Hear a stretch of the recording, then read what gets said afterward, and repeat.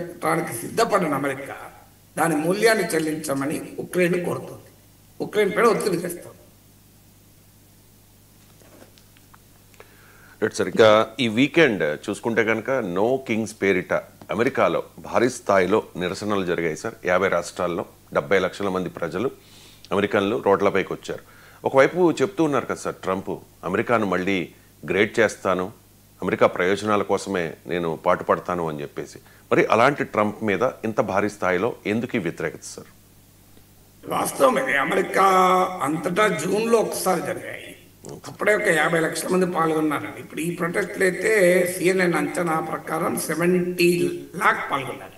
Of course CNN biases అందరికీ తెలుసు. But still ఆ నెంబర్ ఎట్టిట్ ఉన్న ప్రొటెస్ట్లు జరిగాయి. ఎందుకంటే నేనే ఆ సాటర్డే జరిగిన ప్రొటెస్ట్లప్పుడు ప్రత్యక్ష సాక్షిని కూడా. నేను కాలిఫోర్నియా ప్రాంతంలో ఉన్నాను. ఆ టైంలో బిక్సర్ ప్రాంతానికి వెళ్ళాము. 17 మైల్ డ్రైవ్ ఆ ప్రాంతానికి. సో మేము వెళ్తున్నప్పుడు బిక్స్బీ బ్రిడ్జ్ అని ఉంటుంది. అది అక్కడ ఇద్దరు ప్రొటెస్టర్లు ప్లే కార్డ్ పెట్టుకున్నారు. మీరు కనుక డెమోక్రసీని ప్రేమిస్తే ఆరని కొట్టండి అని. అదొక ఫామ్ ఆఫ్ ప్రొటెస్ట్. ఆరని కొట్టడం కూడా ఇద్దరు సింపుల్గా ప్లే కార్డ్ పెట్టుకున్నారు. మీరు ప్రజాస్వామ్యాన్ని ప్రేమిస్తే ఆరని కొట్టండి అని.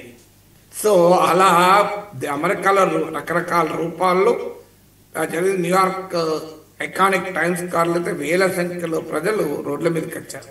ఈవెన్ వాషింగ్టన్లో జరిగాయి. ఈ ప్రదర్శనలో మొదటి ఫ్యాక్టర్ ఏంటంటే, ఇది గతంలో ఆక్యుపై వాల్ స్ట్రీట్ అని ఉద్యమం కూడా నడుస్తుంది అమెరికాలో. అమెరికా సమాజం యొక్క గొప్పతనం ఏంటంటే ఫ్రీడమ్ ప్రేమించేటువంటి సమాజం.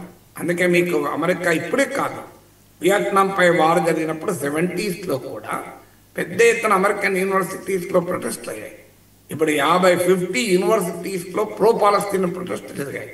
ఇక వైట్ హౌస్ ఎదురు కూడా ప్రొటెస్ట్ జరుగుతాయి. మన దగ్గర పార్లమెంట్ అసెంబ్లీ కిలోమీటర్ల దూరాన్ని ఆపుతారు. అమెరికాలో అలా ఉండదు. ఎందుకంటే అమెరికాలో తుపాకులు పట్టుకునే ఫ్రీడమ్ ఉన్నప్పుడు నిరసన చెప్పే ఫ్రీడమ్ ఉండదా? ఎందుకంటే first amendment American constitution talks about freedoms. So అందువల్ల అమెరికాలో సివిల్ మీకు ఆశ్చర్యం, అమెరికన్ టీవీ ఛానల్లో అడ్వర్టైజ్మెంట్లు వస్తుంటాయి. Join American civil liberties union. ప్రజాస్వామ్యం కొరకు, పౌర హక్కుల కొరకు మీరు నిలబడాలనుకుంటున్నారా? మీరు రిజిస్ట్రేషన్ చేసుకొని ఇయర్లీ సబ్స్క్రిప్షన్ కట్టి అమెరికన్ సివిల్ లిబర్టీస్ యూనియన్లో చేరండి అని అడ్వర్టైజ్మెంట్లు వస్తాయి. మన దేశంలో ఎప్పుడైనా చూసామా ఇక్కడ ఇలా పౌర హక్కుల సంఘాల్లో చేరండి అని? అంటే this is a country which loves civil liberties.